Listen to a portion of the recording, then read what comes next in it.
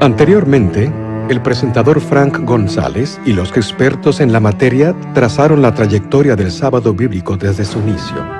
Establecido desde su origen como el eje del ciclo semanal, el sábado fue por miles de años el sello del poder y la autoridad del Creador. Los 10 mandamientos, principios fundamentales de la vida, hacen del sábado del séptimo día parte de la ley divina. Mientras Cristo estaba en la tierra, la controversia y la discusión cambiaron sobre la manera apropiada de guardar el sábado. Los judíos eran muy legalistas en guardar el sábado, no se podía hacer nada.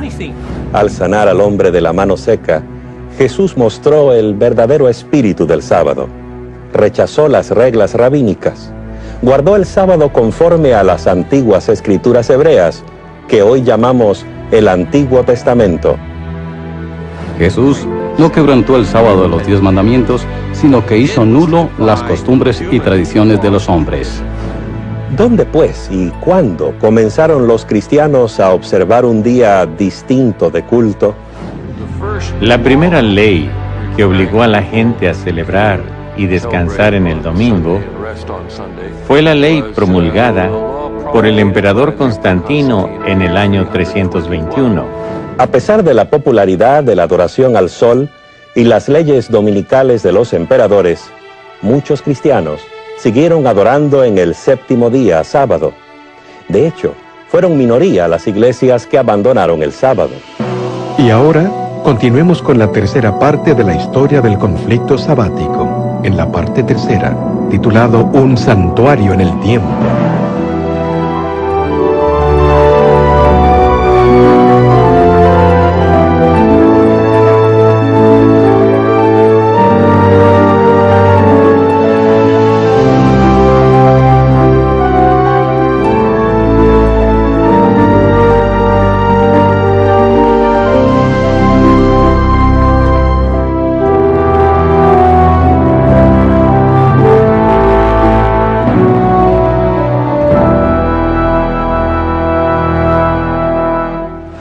Soy Patricio, un pecador, el menos educado, el menor de los fieles y el más despreciado por todos. Mi padre era Calpornicus, diácono, hijo de Potitus, el sacerdote de la villa de Benavent Arbuniae, donde tenía una finca, y allí me tomaron cautivo. Yo tenía 16 años de edad y no conocía al verdadero Dios. Me llevaron cautivo a Irlanda, junto a miles, y merecidamente, porque nos habíamos apartado de Dios y no guardábamos sus mandamientos. Esta es una copia de la Confesión de San Patricio, el testimonio de un hombre a menudo considerado como el irlandés más famoso de la historia. Pero los mitos y leyendas oscurecen su verdadera identidad. ¿Era un gran misionero de Irlanda que hacía milagros? ¿Fue él quien hizo salir de la isla Esmeralda a las serpientes? ¿Quién fue en realidad San Patricio? Bienvenidos a la tercera parte de Un santuario en el tiempo. Hoy presentaremos el San Patricio histórico, un hombre muy distinto del Patricio de las leyendas y la tradición. En el proceso veremos nuevos aspectos del prolongado esfuerzo por reemplazar el sábado bíblico por el domingo como día universal de adoración. Patricio nació hacia fines del siglo IV en una cultura cristiana celta. Su religión era muy diferente del cristianismo latino o romano que se estaba imponiendo en otras partes de la Europa occidental. No sabemos quiénes fueron los primeros cristianos celtas, ni quién les habrá presentado el cristianismo. Ni siquiera estamos seguros cuándo empezó todo. Pero lo que sí sabemos es que ellos creyeron basados en los escritos de Patricio y de otros. Y lo que creían estaba basado en su entendimiento de las escrituras. Contrariamente a los teólogos de la cristiandad romana, quienes acudían a las enseñanzas de la Iglesia y los concilios, los celtas recalcaban la Biblia. Esta lealtad a la Biblia era lo que separaba a los cristianos celtas de la comunidad mayoritaria formada por los cristianos romanos. Por cuanto la Biblia era el fundamento de su fe, Les era difícil aceptar la autoridad de la Iglesia romana. Es que la Iglesia celta se desarrolló fuera del alcance de la influencia romana. Tenía sus raíces en la Iglesia que guardaba el sábado, la cual comenzó con Jesús y sus apóstoles en el primer siglo. Tomando en cuenta cómo los celtas recibieron el cristianismo, sabemos que ellos eran creyentes firmes en las Escrituras. Se esforzaban en hacer lo que la Biblia les decía. Asimismo, sabemos que ellos conocieron el cristianismo antes de que la observancia del domingo entrara en boga. No hay ninguna indicación en las obras de Patricio de que él aceptara las enseñanzas de los padres de iglesia ni los cánones de concilios. Él acudía únicamente a las Escrituras en las cuales basar su creencia, práctica y enseñanza. Esta era, pues, la religión de Patricio, basada en la Biblia, fiel a sus enseñanzas y obediente a sus mandamientos. Esa era la religión que habría de llevar a los habitantes de Irlanda.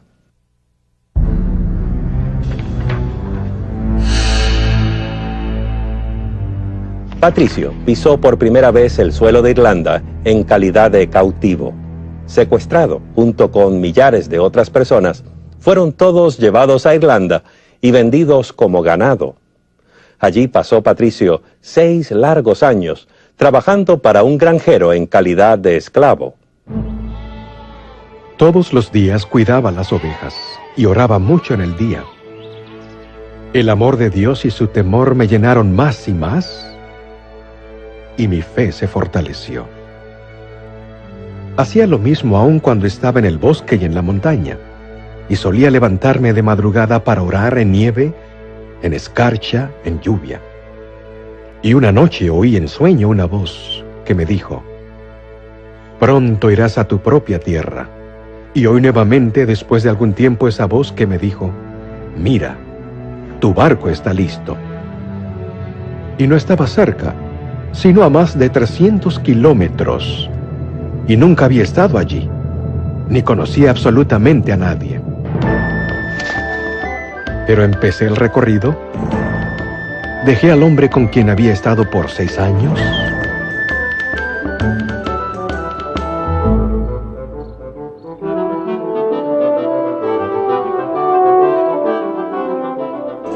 fui en la fortaleza de Dios, quien dirigió mi camino hacia el bien, y no sentía temor alguno hasta que llegué al barco.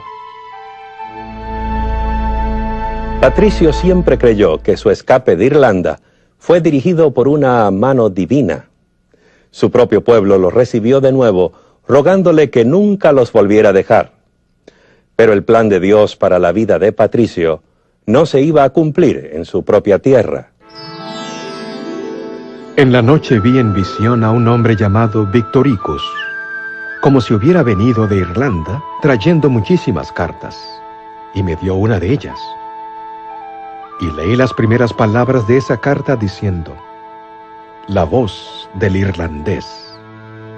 Y mientras leía la carta, creí oír muchas voces en ese mismo momento, clamando a una sola voz: «Te pedimos, muchacho, ven y anda entre nosotros una vez más». Respondiendo a los ruegos del pueblo irlandés, Patricio volvió a Irlanda. Allí su carrera como predicador y maestro hizo que eventualmente se le considerara santo y lo colocó entre las filas de los misioneros cristianos mejor conocidos del mundo. Pero hay algo que no es tan bien conocido acerca de él. San Patricio guardaba el sábado, 7º día. De hecho, su reposo sabático se volvió legendario. 2 siglos después de su muerte, su biógrafo escribió que cada 7º día, Patricio y su amigo Victorico se reunían para orar y gozar de mutuo compañerismo. Algunos historiadores hasta creen que el amigo especial de Patricio era en realidad un ángel.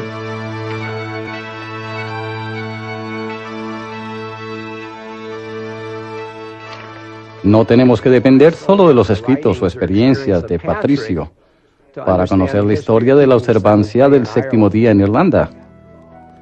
Las antiguas leyes irlandesas rigieron la historia de las tribus irlandesas por muchos años, y esas leyes estipulaban, entre otras cosas, que la gente debía guardar el sábado del séptimo día. Parece haber sido costumbre en las iglesias celtas de la antigüedad guardar el sábado judío, como un día cuando no se trabajaba. Observaban el cuarto mandamiento literalmente en el séptimo día de la semana. A medida que crecía la influencia de la religión romana, iba afectando gradualmente las prácticas sabáticas de algunos cristianos celtas en las Islas Británicas. Ya a comienzos del siglo VI, no era raro que los creyentes celtas guardaran tanto el sábado como el domingo en calidad de días santos. Así sucedía en los tiempos de un irlandés llamado Columba, el sucesor espiritual de Patricio. Columba se había graduado en una de las escuelas establecidas por Patricio. Nacido en una familia de la nobleza, en torno al año 521, cedió su derecho al trono de Irlanda y se dedicó a una vocación más elevada. Columba estableció su empresa misionera en la rocosa isla de Iona. Él y 12 amigos llegaron a ese remoto lugar navegando desde la costa occidental de Escocia en pequeños botes redondos hechos con cueros de animales. Allí en Iona, Columba fundó una escuela de misioneros cuyos alumnos llevaron el mensaje cristiano al territorio escocés y lo esparcieron por toda la Gran Bretaña. En su doctrina, Columba se mantuvo fiel a sus raíces cristianas celtas. Guardó el sábado, séptimo día, como el día de reposo. Si bien se guardaba el domingo en honor de la resurrección de Cristo, Columba les enseñó a sus discípulos a guardar el sábado como igualmente sagrado.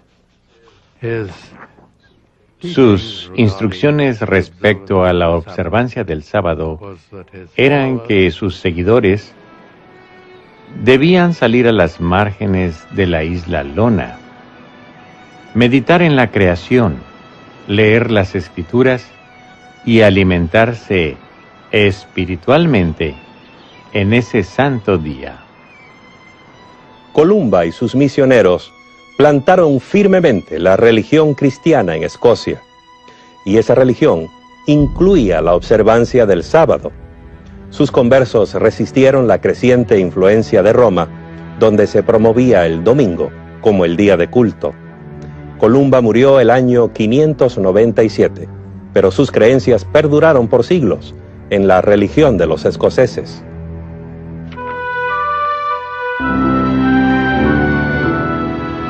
En el año 1070, Malcolm, rey de Escocia, se casó con Margarita, una joven que estaba destinada a ser más famosa que su esposo. Dejó su marca en la historia mayormente como reformadora religiosa. De hecho, más tarde la Iglesia Católica Romana la declaró santa. Sabemos que Margarita creció en el palacio de los piadosos reyes de Hungría, quienes eran muy católicos, y desde la edad de 7 u 8 años ella vivió en el palacio de Eduardo, el confesor de Inglaterra, quien era también muy pío y devoto católico. En la corte inglesa, Margarita vivió bajo la influencia de los monjes benedictinos de Canterbury. Cuando las condiciones políticas hicieron que su familia no se sintiera bienvenida en Inglaterra, se trasladaron a Escocia, donde el rey se fijó en Margarita. Parece que Margarita pensaba hacerse monja. Según un informe, no quería casarse con Malcolm, rey de los escoceses, porque ella quería consagrarse a sí misma para ser, como ella misma decía, la novia de Cristo. El biógrafo de Margarita nos dice que ella en su niñez era muy dedicada a la iglesia y tenía interés en hacerse religiosa. Pero cuando fue a Escocia y conoció a Malcolm, este le pidió la mano para casarse, pero según su biógrafo, ella se resistía a aceptarlo y solo consintió a pedido de sus familiares. Y porque pensó que Dios le estaba dando una oportunidad para difundir su palabra en el reino de Escocia. Margarita consideraba que la corte escocesa era un tanto cruda y falta de refinamiento, de modo que decidió cambiar las cosas. Le hizo muy mala impresión la forma como los escoceses practicaban su religión. Muchos seguían aún las doctrinas y tradiciones que Columba había llevado desde Irlanda, casi 5 siglos antes. Había un aspecto de la religión popular que molestaba especialmente a la nueva reina. Cuando había llegado primero a Escocia, ella no estaba contenta con la observancia del domingo. Se enteró de que la gente seglar se ocupaba en realizar trabajos domésticos en domingo.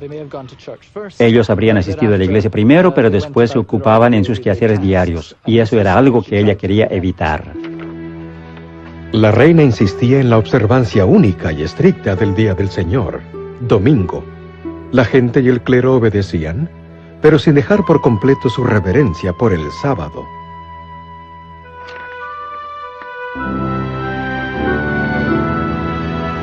La historia de los primeros siglos de la era cristiana revela un movimiento definidamente contrario al séptimo día, sábado, y favorable al domingo. Y los documentos eclesiásticos identifican inequívocamente el establecimiento religioso de Roma como su centro neurálgico. La campaña romana por reemplazar el séptimo día sábado por el domingo recibió un poderoso impulso el año 321 de nuestra era. Ese fue el año en que Constantino ordenó la observancia del domingo como el día autorizado por el Estado. Lo raro es que, a pesar de su profesión de cristianismo, hay muy poco de cristiano en su primera ley dominical. De hecho, se parece mucho a un llamado pagano a la adoración del sol. En el venerable día del sol, que descansen los magistrados y los residentes de las ciudades, y que se cierren los talleres. Con el trono ocupado por un emperador favorable, los líderes de la Iglesia romana ganaron en poder e influencia. En sus concilios dieron pasos atrevidos para imponer la observancia del domingo y animar a los creyentes a desecrar el sábado bíblico. Algunas de sus acciones adquirieron un sabor decididamente antisemítico. Los cristianos no deben judaizar al descansar en sábado, sino más bien trabajar en ese día, honrando así el día del Señor, domingo, y si pueden, descansando como cristianos. Si se descubre a alguno siendo judaizante, que sea anatema de Cristo. Sus pronunciamientos en contra de los judaizantes se referían a los que, como los judíos, rehusaban trabajar en sábado. Los cristianos que hicieran eso debían ser excomulgados, es decir, expulsados de la iglesia. Esta posición extrema contra el sábado, combinada con una fuerte tendencia favorable al domingo, llegó a ser un pilar de la enseñanza católica. El cambio del sábado al domingo se convirtió en una marca de autoridad católica o papal. En el año 602, el Papa Gregorio dijo que los guardadores del sábado eran el anticristo. Los llamó judaizantes por su determinación de observar el séptimo día como un día de reposo y adoración. Escuché que ciertos hombres de espíritu perverso han sembrado entre ustedes cosas que son falsas y opuestas a la santa fe, a tal punto de prohibir cualquier trabajo en el día sábado. Los cristianos de la ciudad de Milán se atrevieron a guardar abiertamente el sábado, sin importarles los deseos de los dirigentes de Roma. La iglesia de Milán procedía conforme a las iglesias orientales, al parecer teniendo gran estima el sábado. Ellas, las iglesias orientales, se reunían en el día sábado para adorar a Jesucristo, el Señor del sábado. Por siglo, la publicidad para establecer el domingo como sustituto del sábado tuvo poco éxito. La campaña se intensificó más bien con el movimiento que amenazó dividir por completo las ramas orientales y occidentales de la cristiandad. Era un salto directo a la naturaleza y propósito de la observancia del sábado. ¿En qué consistió este asalto directo?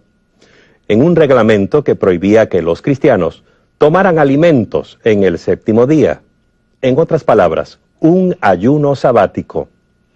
Esta idea antijudía se originó probablemente con Marción, un hereje que había sido expulsado de la iglesia en el segundo siglo de nuestra era. Marción quiso desacreditar el sábado por ser símbolo de la creación. Para él, la creación era una obra mala, por un Dios malo, el del Antiguo Testamento. Él diferenciaba el Dios del Antiguo Testamento del Nuevo, un Dios de amor. La Iglesia rechazó eso porque la creación era una obra buena y el Dios del Antiguo Testamento es el mismo que del Nuevo. Entonces él se empeñó en cambiar la celebración del día en lamentación. Por eso inició el ayuno en sábado. A pesar de su acción contra él, la Iglesia rescató su idea del ayuno y la usó con el fin de hacer que el sábado resultara poco atractivo. Era absolutamente contrario a lo que se enseñaba en el judaísmo, en el cual el sábado era un día de fiesta. Aún más, ayunar en sábado era quebrantar el sábado. Así que de esa manera se distanciaba el cristianismo del judaísmo. La estrategia de convertir el sábado en un día sin alimento fue muy efectiva, especialmente por cuanto el sexto día, viernes, era también un día de ayuno para muchos creyentes. En una sola generación, los jóvenes cristianos crecieron sintiendo repulsión por el sábado, el día de ayuno y depresión, y sintiéndose correspondientemente atraídos al domingo, el día de mucha comida y celebración. Fue la Iglesia romana que estableció el ayuno en sábado y la celebración en domingo. De hecho, en el siglo IV, el Papa Silvestre dijo que eso era bueno hacerlo, en desprecio a los judíos. Si los cristianos observan cada domingo alegremente debido a la resurrección, entonces debido a la sepultura, cada sábado debiera ser tenido para execrar a los judíos. En otras palabras, a los cristianos se les enseñó a ayunar el sábado como expresión de su desprecio por los judíos, al punto de ser dicho ayuno una maldición representada contra ellos. Pero aún esta estrategia específica contra el sábado no logró sino un éxito parcial. Prominentes dirigentes de la Iglesia se opusieron a ella. Hipólito, un obispo del tercer siglo, sentía que era un grave error. Inclusive algunos hoy piden que se ayune en sábado, lo cual Cristo no ha dicho, deshonrando así el Evangelio de Cristo. Hay incluso informes de que Agustín, uno de los padres de la Iglesia romana de mayor influencia, salió en defensa de miembros que no guardaban el ayuno sabático. Los dirigentes en Roma lograron finalmente imponer el ayuno en sábado a sus seguidores en el mundo cristiano occidental. Pero no se puede decir lo mismo de los del Oriente, donde la influencia ortodoxa era muy fuerte. Los cristianos orientales se resistieron, cuya noción del sábado era completamente diferente. El ayuno en sábado no hace ningún sentido a los ortodoxos porque el sábado es un día que marca dos grandes acontecimientos, la culminación de la creación y la de redención. Así que el sábado es un día de doble celebración y jamás podría ser asociado con ayuno y lamento.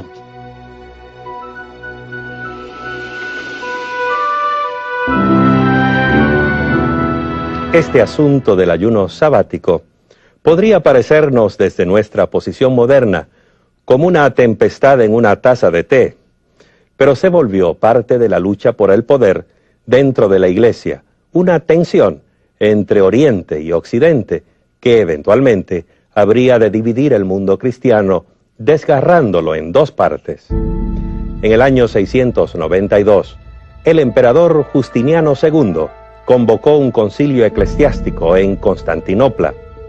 La reunión es conocida como el Concilio de Trullo, nombrado así por el palacio donde se reunían los obispos. Esta sería la gran oportunidad para que la Iglesia oriental le asestara un golpe a la creciente influencia del Papa Católico de Roma. El canon 55 del Concilio de Trullo se basa en uno de los cánones apostólicos, el canon 64 y otros cánones de los concilios locales. La norma que establecen estos cánones es que no se debe ayunar en un día festivo. El sábado es un día festivo en que se celebran dos acontecimientos, la culminación de la creación y la de redención, así que jamás debiera asociarse con el ayuno. Esos obispos podían escribir 1.000.000 de leyes, pero todo eso no sería más que papel entintado si no contaba con la aprobación unánime de los más altos oficiales de la Iglesia. De modo que los obispos debieron enviar sus cánones a Roma para que el Papa los firmara. Los cánones fueron enviados al Papa porque él era el primer patriarca, el primero entre iguales, 5 patriarcas iguales, quienes constituían el liderazgo de la Iglesia. Como era costumbre en los concilios, dichos cánones tenían que ser aprobados y firmados por todos como señal de unidad de fe y orden. El Papa no los firmó porque encerraban una oposición al ayuno en sábado. Él no estaba en armonía con otras iglesias. Fue por eso que no los firmó. Él fue condenado y, por tanto, el emperador tomó una acción apropiada. Lo sentenció a arresto domiciliar. Así pues, el concilio de Trullo no decidió el asunto. En Occidente, los cristianos siguieron ayunando. En Oriente no lo hacían. El ayuno sabático siguió siendo un tema divisivo, un símbolo de la creciente tensión entre Roma y Constantinopla. En el año 867, Focio, patriarca de Constantinopla y el principal rival del Papa por el poder en el mundo cristiano, invitó a sus colegas orientales a otro concilio eclesiástico.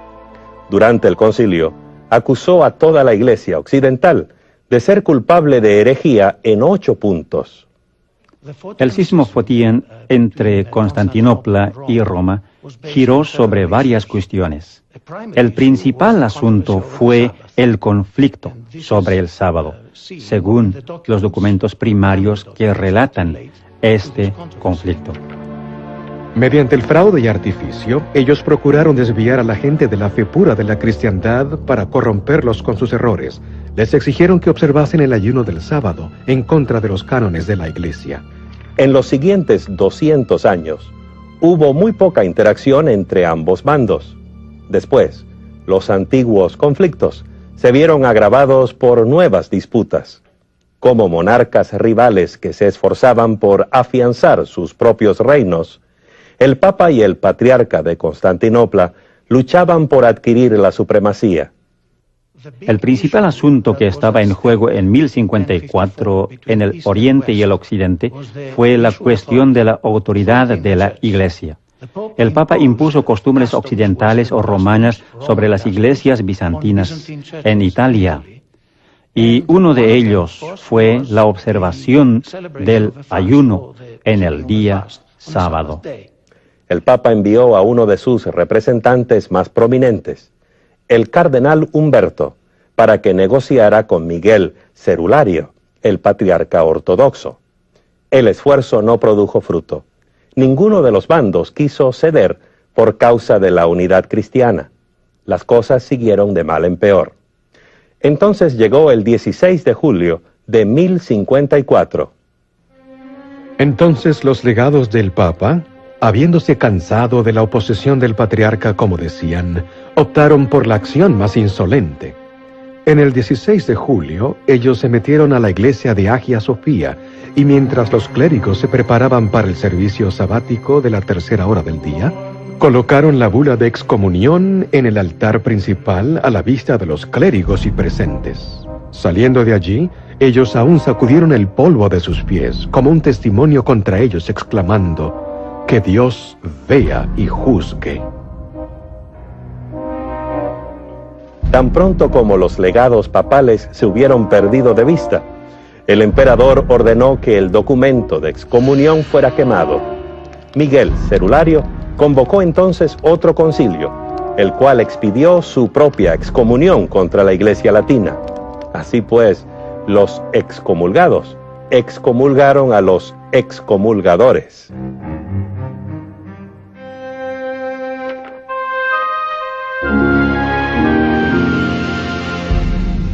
Es claro que la lealtad al sábado del cuarto mandamiento no se desvaneció fácilmente. Los esfuerzos de la Iglesia romana por promover el domingo como alternativa continuaron. un subterfugio novedoso, tomó la forma de una carta, la cual supuestamente había venido directamente del cielo.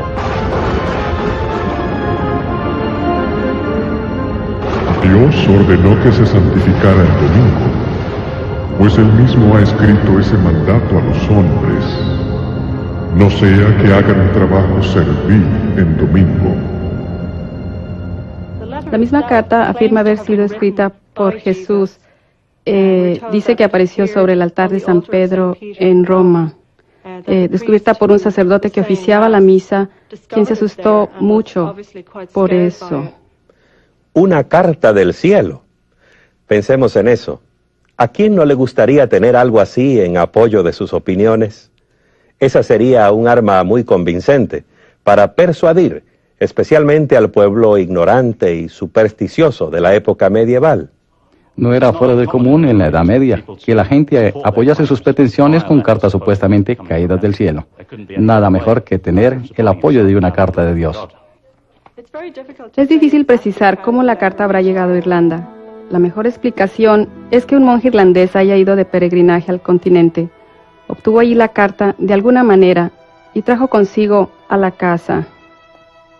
Nadie lo sabe de seguro, pero no importa cómo haya llegado, es un hecho que sabemos con toda precisión lo que decía. Todo el contenido de la carta fue preservado como parte de la ley de Irlanda. En Irlanda, la Epístola de Jesús es parte de una colección de obras sobre la observancia del domingo. Los primeros dos elementos son muy breves y hablan sobre algunos castigos. El tercer elemento es la carta en sí. Por último está un largo tratado legal que da detalles de lo que le sucedería en forma individual si cometiese ciertas transgresiones del domingo.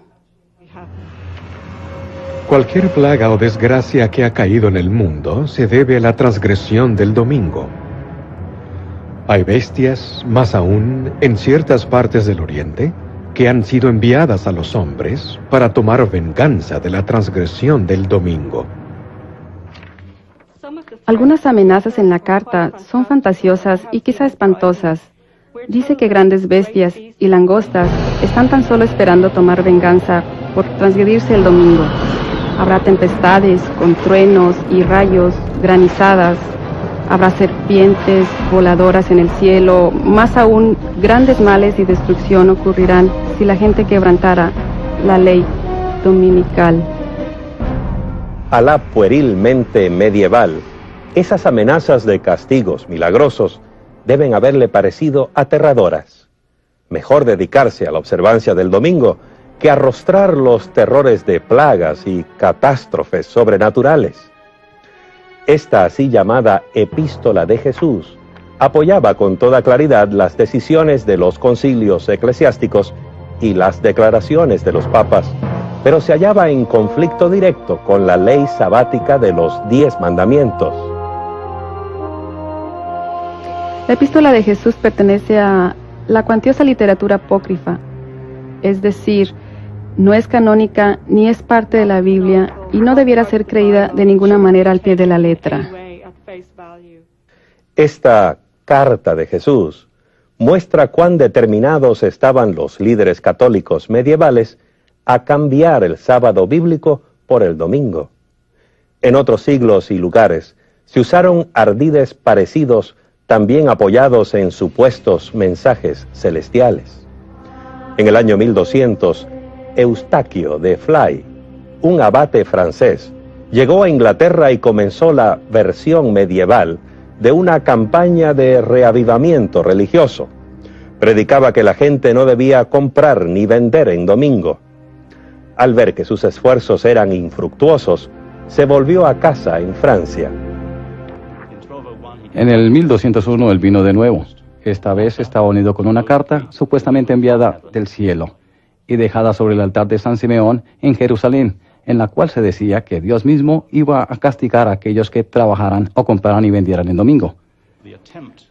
La tentativa de hacer cumplir la abstinencia de trabajar en domingo continuó durante la Edad Media a través de concilios eclesiásticos, órdenes, papeles, ley canónica y juzgados.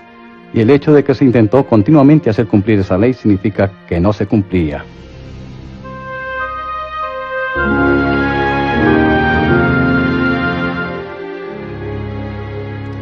En general, sin embargo, la Iglesia de Roma logró establecer e imponer la observancia del domingo. Después de todo, los reyes y emperadores reinaban bajo la autorización del Papa y tenían la obligación de hacer cumplir las leyes eclesiásticas. Además, excepto en unas pocas regiones, la Iglesia controlaba el acceso a las Sagradas Escrituras. El ciudadano común dependía casi exclusivamente del sacerdote para el estudio y la comprensión de la Biblia y sus enseñanzas. Hubo lugares remotos donde las escrituras se mantuvieron en el lenguaje de la gente, y en esos lugares hubo grupos muy valientes que se resistieron ante la autoridad de la Iglesia y siguieron guardando el sábado del séptimo día. En las montañas del norte de España y de Italia y en el sur de Francia hay grupos íntegros de individuos que son legendarios por su resistencia al poder de Roma. Gente como los albigenses, los catari, los pasagini y los waldenses. Informes provenientes de esa época nos dicen que entre esos grupos había muchos que observaban el séptimo día, sábado. Los oponentes acusaban a los cátaros y algunos de los valdenses de enseñar que los cristianos debían guardar al pie de la letra la ley de Moisés. Los pasaginos guardaban el sábado porque creían que existía aún antes del Decálogo. Hay un informe del siglo XII del grupo Catari. 4 hombres y una niña, quienes, mientras viajaban por Collonges, en Francia, fueron capturados y quemados en la hoguera por no asistir a la iglesia en domingo, día del Señor. La combinación de la Iglesia y el Estado tenía el poder de imponer su voluntad, aún por la fuerza de las armas. No vacilaba en usar la persecución y la coerción contra los disidentes. Apareció entonces en escena Juan Wycliffe. Ahora, el mundo cristiano nunca volvería a ser como antes.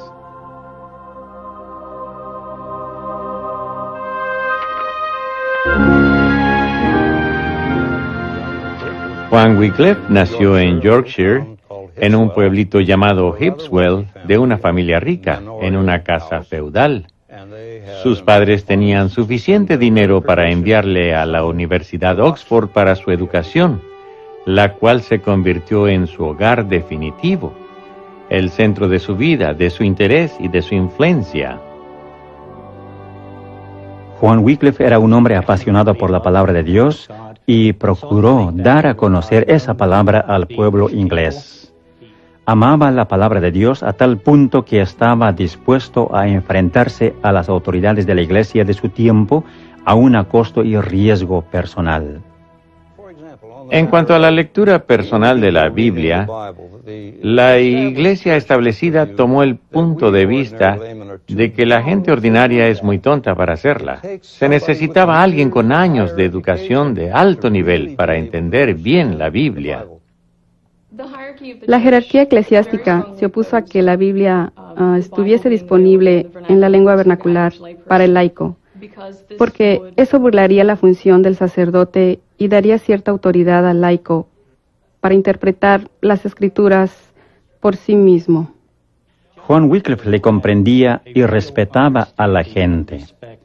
En su tiempo, toda instrucción y enseñanzas religiosas se impartía a través de la iglesia instituida. Pero la iglesia instituida no estaba enseñando la palabra de Dios a la gente. Wycliffe pensaba que las enseñanzas de la Biblia eran suficientemente claras como para que la gente común las pudiera comprender. Si la tuvieran a su alcance, podrían decidir por sí mismos qué creer y cómo actuar. Y yo creo que hasta cierto punto la iglesia temía eso, porque les iba a quitar el poder, la autoridad y el prestigio que gozaban en ese tiempo. El motivo por qué Juan Wycliffe se puso a traducir la Biblia al inglés responde a su opinión de que la autoridad suprema en cuestión de fe y conducta es la Biblia. Wycliffe fue la fuerza motriz para traducir la Biblia al inglés de los siglos XII al XV. Se le ve como el padre de este proyecto. Juan Wycliffe no limitó sus esfuerzos a la traducción de la Biblia. Se convirtió también en un crítico articulado y persistente de la Iglesia. En su mano, la pluma llegó a ser un arma.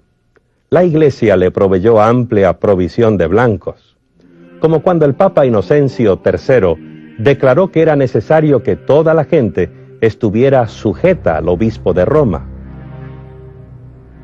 Wycliffe sintió que la autoridad papal, primero que nada, no tenía base en las Escrituras. En segundo lugar, le pareció que estaba corrompida. Había distorsionado el Evangelio.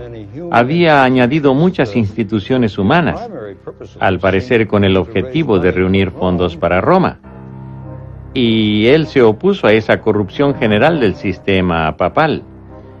A Wycliffe le pareció que el Papa estaba haciendo la obra del Anticristo. Wycliffe era visto por sus oponentes desde dos ángulos distintos. Por un lado, creo que él era muy admirado, pues era profesor de teología y de filosofía en la Universidad de Oxford y el teólogo más conocido de su tiempo. Por otro lado, le veían como alguien peligroso. La posición de la Iglesia Católica Romana hacia Wycliffe fue que él era el mayor hereje de todos esos tiempos, porque él atacaba a la Iglesia muy enérgicamente como el Anticristo.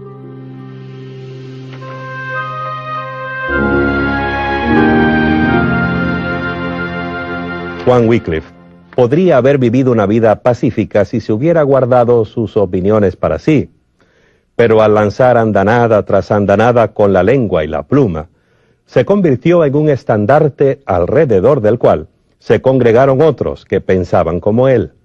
Era un hombre carismático que atrajo a muchos leales seguidores y partidarios. Los seguidores de Wycliffe se llamaban Lollardos.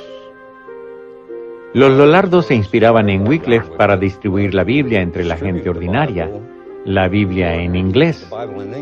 Ellos iban por las áreas rurales, vestidos de togas rojizas, sandalias, bordón en mano y casi nada más, por toda Inglaterra. Al principio, el nombre Lollardo sonaba irrisorio y despectivo. La palabra en sí viene del holandés luller, que quiere decir hablar entre dientes. Se les decía que mascullaban las palabras o eran fanáticos religiosos.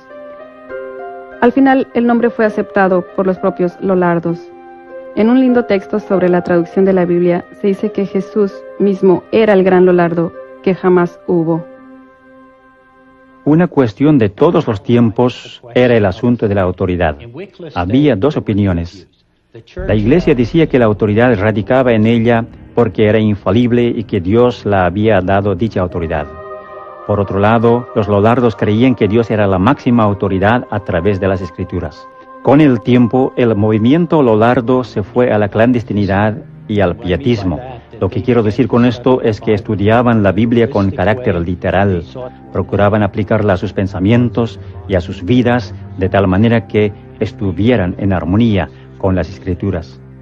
Algunos Lollardos se convirtieron en sabadistas, afirmando que el culto debía hacerse en el séptimo día, conforme a las Escrituras, porque creían en la interpretación literal de la Biblia.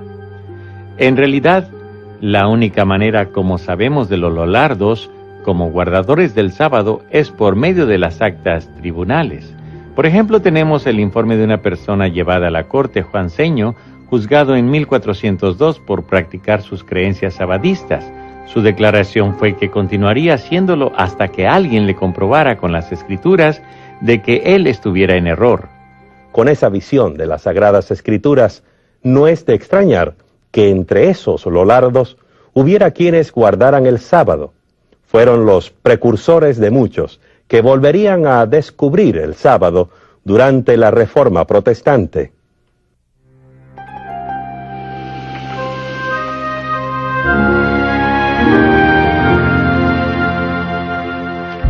En 1377, el Papa Gregorio XI publicó una declaración oficial acusando a Wycliffe de herejía, pero la Iglesia romana no pudo restringir efectivamente la expansión de sus ideas. Eran demasiado poderosas, demasiado convincentes.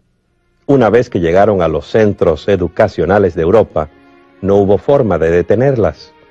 Las enseñanzas de Wycliffe inspiraron ideas revolucionarias en las mentes de los primeros reformadores protestantes. Por eso los historiadores han llamado a Wycliffe la estrella matutina de la Reforma.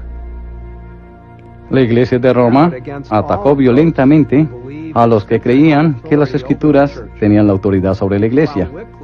Wycliffe murió de causa natural, pero muchos de sus seguidores no tuvieron esa suerte.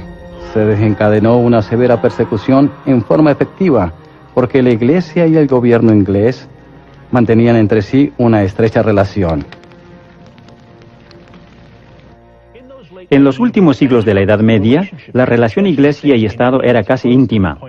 Ambas instituciones se llevaban muy bien. En gran parte, los eclesiásticos más antiguos, los obispos de la Iglesia inglesa, administraban el Estado a favor del rey. Por otro lado, el Estado apoyaba a la Iglesia, especialmente a través del decreto parlamentario de 1401, conocido como el decreto para quemar a los herejes. De esta manera, el Estado retribuía el favor a la Iglesia y mantenía su posición exclusiva sobre los herejes minoritarios conocidos como lollardos. A pesar de la oposición proveniente de la confederación que formaron la Iglesia y el Estado, las ideas de Juan Wycliffe se arraigaron en el corazón de muchos en Inglaterra, incluso algunos miembros pudientes de la nobleza. Juan Oldcastle era uno de los nobles que tomó interés en los puntos de vista de Wycliffe. Colaboró de varias maneras, por ejemplo, con dinero y predicando él mismo los postulados de Wycliffe. Cuando eso se prohibió por un decreto parlamentario bajo prisión o pena de muerte, él continuó haciéndolo. Al final fue arrestado y quemado en la hoguera. Las instituciones religiosas tienen la triste historia de recurrir a la fuerza cuando les falla la persuasión. Eso es muy cierto cuando la Iglesia y el Estado se unen, tal como ocurrió con la Iglesia de Roma en la Edad Media. Si se podía mantener la suprema autoridad de la Iglesia, las enseñanzas de la Biblia podrían permanecer despreciadas y olvidadas. Pero si la Biblia llegaba a ser considerada como la sagrada fuente de doctrina y la guía legítima de la conducta cristiana, el poder de la Iglesia y sus tradiciones se verían profundamente debilitado. Y gracias a Juan Wycliffe, eso es precisamente lo que sucedió en los siglos anteriores a la Reforma Protestante. A medida que crecía el conocimiento de la Biblia, aumentaba también la comprensión renovada del plan de Dios para la humanidad, como lo revela el Decálogo. Y desde luego, esto viene a incidir en nuestra historia del séptimo día.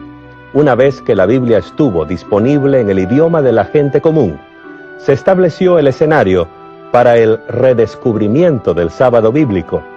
Y esa es la historia que contaremos cuando volvamos trayendo la parte número 4 de Un santuario en el tiempo.